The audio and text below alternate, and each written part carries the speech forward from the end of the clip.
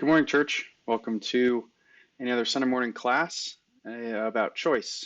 So, this morning we're going to be talking about choosing what is right.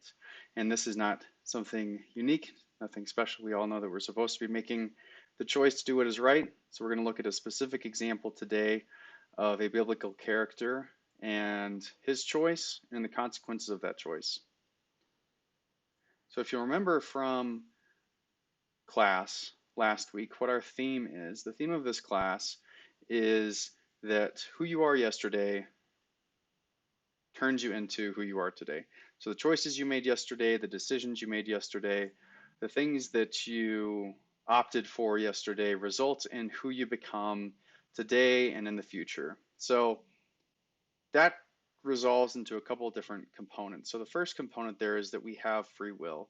We can make our own choices. We can decide whether we take the path to the left or to the right. We can decide whether to succumb to temptation or to resist temptation. We are not forced to do anything. We make our own decisions, and those decisions end up having consequences. The consequences of these decisions may be immediate. They could be something that you experience right away. They could be something that you experience in the future. They could be something that you don't experience until the afterlife. But every choice has a consequence. And the frequency of these choices is going to be daily, if not hourly, if not every single minute of your life. So every day you have a choice when you wake up in the morning to decide who you're going to serve. Every time you're given the option between the left and right path, you have the choice to decide whether you're going to serve yourself, serve someone else, serve God, etc. So the frequency of these choices is very often. Effectively, you can't go a minute in your life without making a choice. And the scope of control we have over the world around us is relatively minimal. We can't necessarily control the things that happen around us, but what we can control is how we react to the things around us. So if it's a negative circumstance or a positive circumstance, what we can control is how we react. We can't necessarily control those circumstances. So given these concepts, given the theme of us becoming better Christian people by the choices that we make today, let's look at our first example of Joseph. So Joseph was an Israelite very early on. So he was actually the son of Jacob, and he was born to Jacob in Jacob's very old age. And as this was the fact, he ended up being the favorite son of Jacob. So for those of you who have a youngest sibling, and that youngest sibling is coddled and gets to do literally whatever they want, you may understand why his brothers did not like him so much. What ended up happening is Jacob loved his son, his youngest son, so much that he made him a coat of many colors. And if you remember the story, uh, Joseph was very proud of his coat of many colors and was excited about his coat of many colors, and his brothers were not. Another quality that Joseph had is he had prophetic dreams. So he had a couple different dreams that actually revealed the future of he and his brother's relationship, where his brothers ended up bowing down to him. So this he shared with his brothers, which made them all the more upset. And they decided to sell him into slavery. So he was actually sold into slavery by his brothers for 20 shekels of silver. So they were originally going to kill him. One of the brothers had a good point in that Joseph was their brother, their flesh and blood, and they should not kill him. So they ended up selling him instead of killing him, and he ended up making his way into Egypt. And that's where we're going to start our reading today, is in Genesis chapter 31, verse 1. Genesis chapter 31, verse 1. Now Joseph had been taken down to Egypt. Potiphar, an Egyptian who was one of Pharaoh's officials, the captain of the guard, bought him from the Ishmaelites who had taken him there. So the captain of the guard, as it pertains to Pharaoh, would have been equivalent to the Secret Service of today. So the captain of the guard, specifically the palace guard, were responsible for taking care of the Pharaoh, watching out for Pharaoh, making sure he and his family were safe. and protecting him at all times. So they were the Secret Service. And Potiphar specifically was the captain of the guard. So he was not only part of Pharaoh's protection agency, but he was the head of Pharaoh's protection agency. So he was the boss. He was kind of a big deal as far as the individuals who served Pharaoh go. Kind of a big deal. So he's purchasing Joseph. He buys Joseph from the Ishmaelites, to which he was sold for 20 shekels of silver. And Joseph starts fitting right in. Let's continue reading in verses 2 through 6. The Lord was with Joseph so that he prospered, and he lived in the house of his Egyptian master. Now, just a brief pause.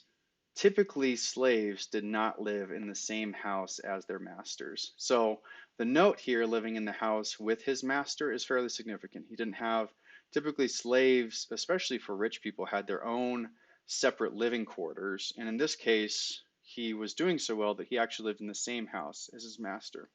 So continuing reading. When his master saw that the Lord was with him, and that the Lord gave him success in everything that he had, Joseph found favor in his eyes and became his attendant.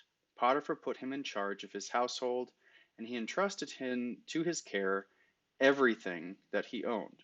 Potiphar put him, from the time he put him in charge of his household and of all that he owned, the Lord blessed the household of the Egyptian because of Joseph. The blessing of the Lord was on everything Potiphar had, both the house and the field. So Potiphar left everything that he had in Joseph's care. With Joseph in charge, he did not concern himself with anything except for the food that he ate. So I don't know if you picked up on the theme here, but the word everything recurs a handful of times when it's referring to how Potiphar trusted Joseph. So who do you trust in your life? Do you trust friends? Do you trust your dogs? Do you trust a cat? Do you trust the chicken? Do you perhaps trust your preacher, your deacons, elders, your spouse? Who are some of the people that you trust in your life? And of these people that you trust, what do you trust them with? Do you trust them to feed your chickens every day or when you're out of town? Or do you trust them to watch your house when you're out of town for the week, make sure that your plants are watered and things like that? Do you trust them to take care of your children, to watch your children for an hour or two while you go out for dinner or watch your children overnight? Do you trust them to take care of your finances? Do you trust these people or this individual to invest your money correctly in your 401k? Or do you trust them to balance your checkbook or trust them to tell you how much you should be spending on something? Do you trust any of these people with everything that you own? So in this story, Potiphar, who is the captain of the guard for Pharaoh, trusts Joseph, who is a slave that he purchased from some Ishmaelites, with everything. So this story, the significance of this story, the way that I kind of equate it is, let's say that you're eating at a Waffle House and you've just had a delicious meal. You thoroughly enjoyed your waffle with chocolate chips on top of it. You had a side of bacon. It was delicious as well, maybe some orange juice. Your waiter did a fantastic job. They got everything right. They brought it out on time. Your orange juice was never empty. They did a fantastic job. And so what you end up doing, because of the fact that they're doing so well, even though you just met them, and even though this relationship is kind of one way, I'm giving you money and you're giving me a service, I guess it's two-way, you decide to let them be in charge of your 401k. So, hey, you've done a great job. I know that we just met and you've never really done anything like this before, but here's all of my finances and my future. Effectively, that's what Potiphar does here. He trusts every single thing in his life to Joseph. So very significant. And Joseph is a slave. Joseph is a foreigner. Joseph lives in Potiphar's house as a result of his success, but he's still an outsider for all intents and purposes. So let's continue reading here. Genesis 39, verses 6 through 7. Now Joseph was well built and handsome. And the footnotes in my Bible, I'm not sure if you guys have these footnotes also, but they actually say equivalent to Dale Darby. So I think that translation can actually also say, now Joseph was just like Dale Darby. I'm not sure if your guys' translation has that or not, but I like to do that in my head just to make sure I understand exactly what this verse means. So now Joseph was well built and handsome, and after a while, his master's wife took notice of Joseph and said, "Come to bed with me." So Joseph is put in a little bit of a predicament here, but what exactly does "come to bed with me" mean? I'm going to take a brief intermission right now and let all of you parents who are watching this with your children explain to them exactly what "come to bed to me" mean with me means. We're quarantined for the next few weeks. Really great opportunity to have a talk about the birds and the bees. Why not throw a bit of awkward into the mix and just get that going, you know? Start it right now. I'll take a little pause if you guys want to hit the pause button on YouTube and then pick back up. We'll do that in a second here. I'll pause. Thanks for coming back. I hope you enjoyed the intermission. I'm glad that you sorted everything out with your kids and they now understand what exactly that means. So Joseph has a choice. He's presented with a choice here. Potiphar's wife is offering herself to Joseph.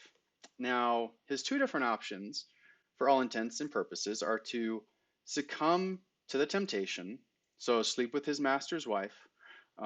Maybe nobody ever knows. Maybe it's not the first time she's done this and she's super discreet or something. Maybe it ends up getting him a pay raise. I don't know.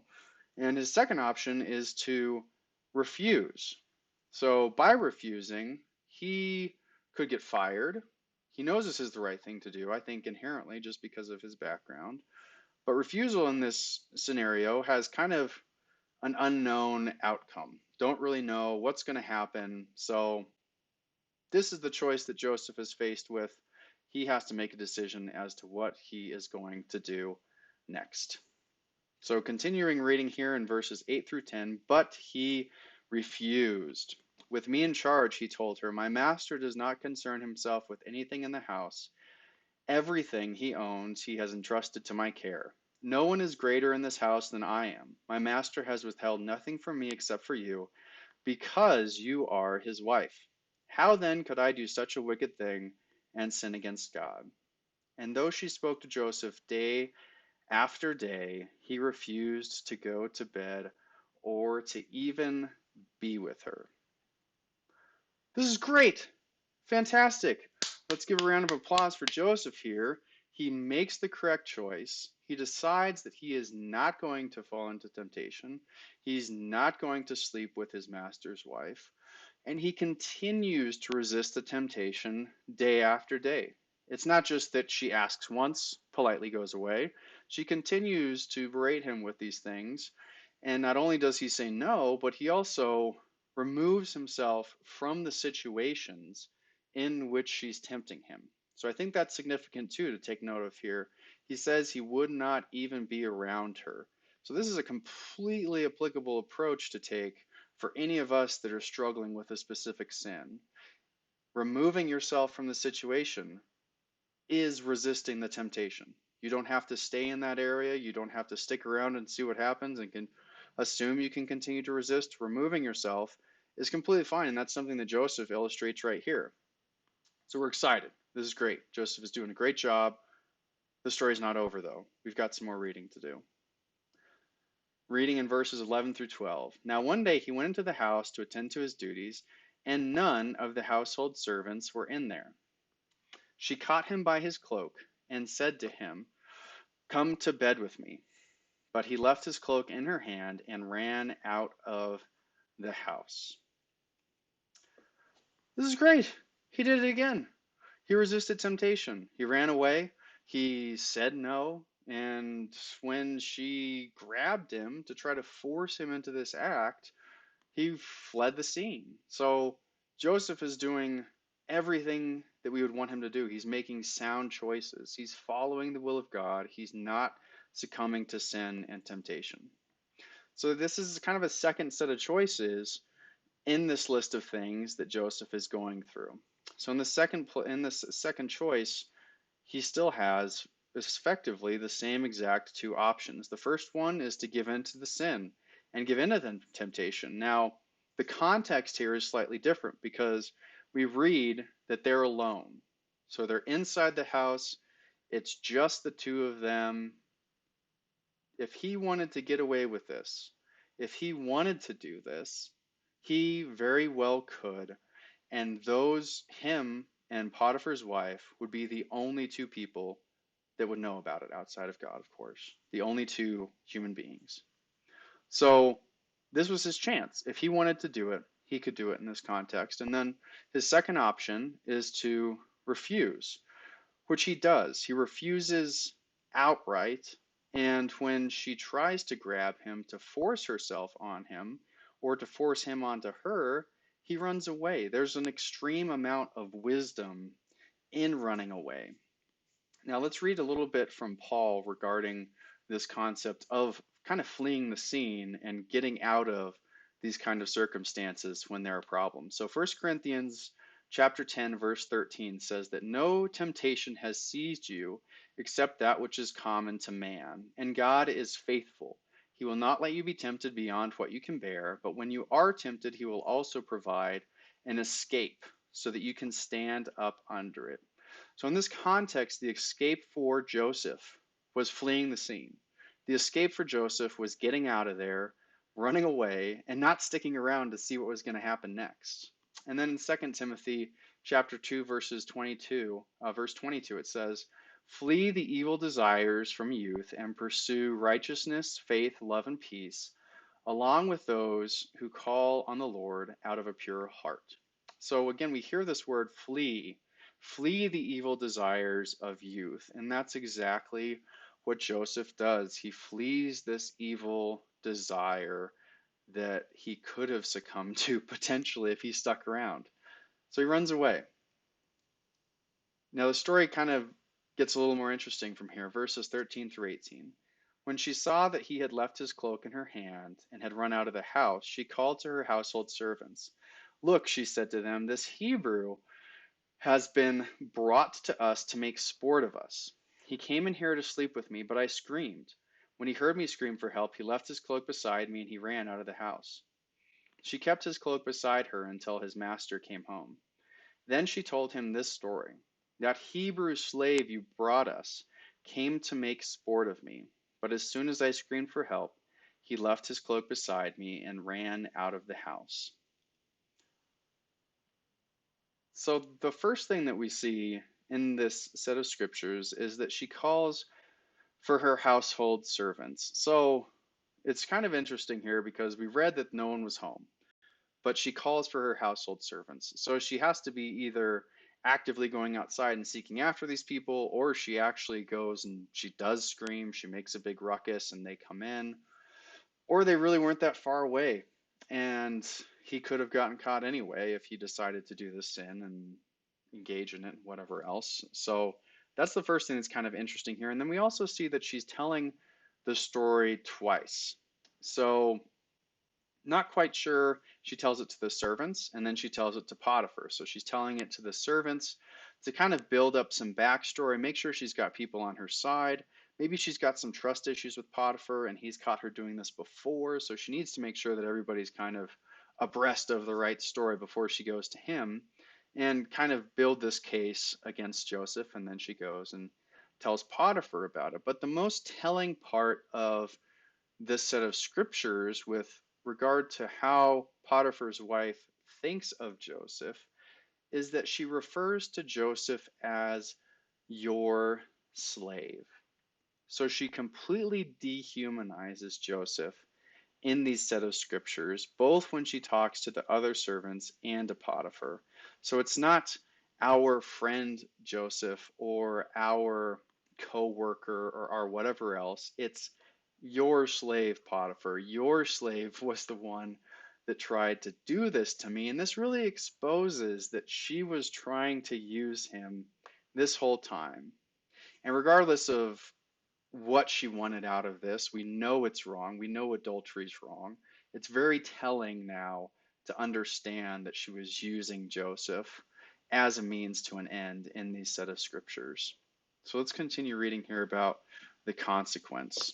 So verse 39, verses 19 through 20. When his master heard the story his wife told him, saying, "This is how your slave treated me," he burned with anger. Joseph's master took him and put him into prison, the place where the king's prisoners were confined. This is sad, right? This is depressing. Joseph did the right thing. He made the right choice. And the consequence of making the right choice, of resisting temptation, was getting thrown into prison. And this wasn't the run of the mill prison. This was big boy prison. This was the prison that the other enemies of the state were put into. So Joseph at this point is considered an enemy of the state. So he did the right thing, and the wrong thing happened. Now, I don't know about you, but sometimes I find myself having the expectation that when I do the right thing, when I follow God's will, then good things will happen to me. And this is absolutely not the case. This isn't promised in Scripture. This concept isn't confirmed by this story. In fact, it's outrightly refuted by this story. There are circumstances where you will choose to do the right thing, and the wrong thing for that immediate circumstance will happen. Being honest could get you in a significant amount of trouble, not only at work, but potentially at home if you're honest about a mistake that you made. Being transparent about difficulties that you have in your life with your spouse or with your friends might not yield the best results right then and there. But ultimately, the choice to do what is right should not be dependent on the immediate consequence, right? So we need to be considering the long term, eternal consequences when we make decisions and when we decide how we're going to act. So, given that, let's continue reading. Let's see what happens in this story and what happens to Joseph. So, verses 20 to 23. But while Joseph was there in prison, the Lord was with him. He showed him kindness and granted him favor in the eyes of the prison warden. So the warden put Joseph in charge of all of those held in the prison, and he was made responsible for all that was done there. The warden paid no attention to anything under Joseph's care because the Lord was with Joseph and gave him success in whatever he did.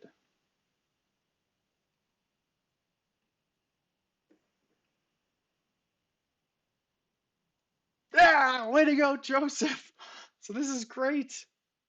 We have Joseph thrown into prison, and undoubtedly he suffers some amount while he's first placed in prison. He's in big boy prison, he's in daddy prison with all of the enemies of the state.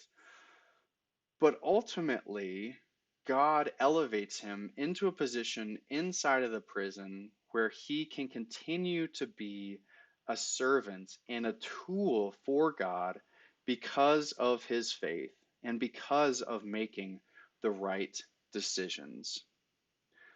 So we had a little bit of a turn there. We didn't know what was going to happen with Joseph. He gets thrown in prison, and God carries him through. God helps him get into a circumstance where he can continue to be a servant and continue to be a shining light for God's kingdom. So let's recap a little bit and talk about what we can take away from the story, how we can apply this story to our lives.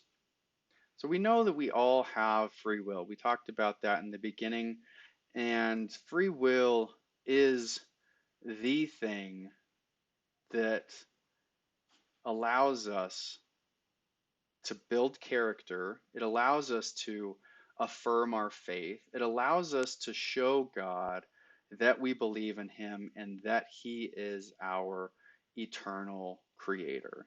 Now, we have a choice every single day as to whether we engage in sin or whether we flee from sin. Now, the tendency reading this story might be to think, well, Obviously, I'm not going to commit adultery. Obviously, if my boss's wife is offering herself to me on a daily basis, I'm going to tell her no. And then if she tries to grab me, I'm going to run away. But we have sin at our fingertips via these devices and via other means every single day. We have the opportunity and we have the means to be able to sin and to succumb to temptation every single day. So the story is, while specifically referring to an act of adultery, is completely applicable to every other kind of sin and temptation that you could have. So resisting sin, resisting those sins that we could engage in on a daily basis for a number of different means, will not always result in immediate, satisfactory consequences. And we're almost guaranteed this in Scripture via the various examples that we read and the letters that Paul has written. The consequences of our resistance to sin may not be favorable in the short term, they may actually be unfavorable in the short term, and we're playing for the long term. We're long investors. We're not short investors here with our salvation. We also see from this story the frequency of sin and temptation. The frequency of temptation is daily. So Potiphar's wife is offering herself to Joseph on a daily basis.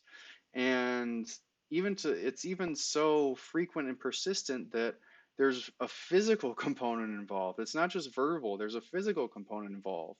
So we need to be cognizant in our daily lives of those temptations, of those things that could cause us to stumble and are sinful, of wandering eyes, or of loose lips, or of anything else that is a sin that entices us and presents itself to us on a daily basis.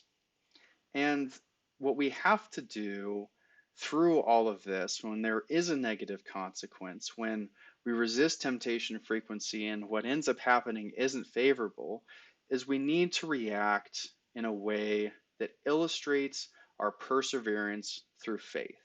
So we don't see in this scripture of Joseph him hanging his head down and deciding to not follow God anymore. We don't see Joseph showing up in the prison and then continuing to rot away there for the rest of his life.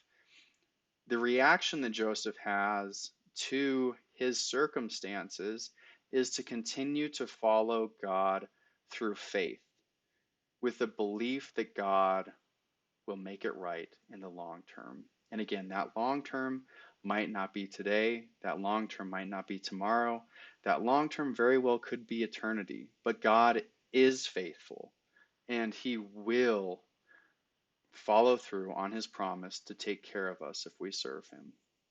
I thank you all very much for being a part of the class today. Please let someone know if you need anything right now. With the circumstances going on in our country, with the sickness that's pervasive in various communities, with the type of people that are most at risk, we as a church are committed to helping. Anything that you need, please email at office@castlerockchurch.org, and we have some volunteers that will bring you food or go get your prescriptions or bring you the paper or come and say hi and wave from 6 feet away. Whatever you need, please let us know. We are here as a church to help the world through difficult times. So, again, I appreciate you being in class today. Have a great week, and we will see you next week.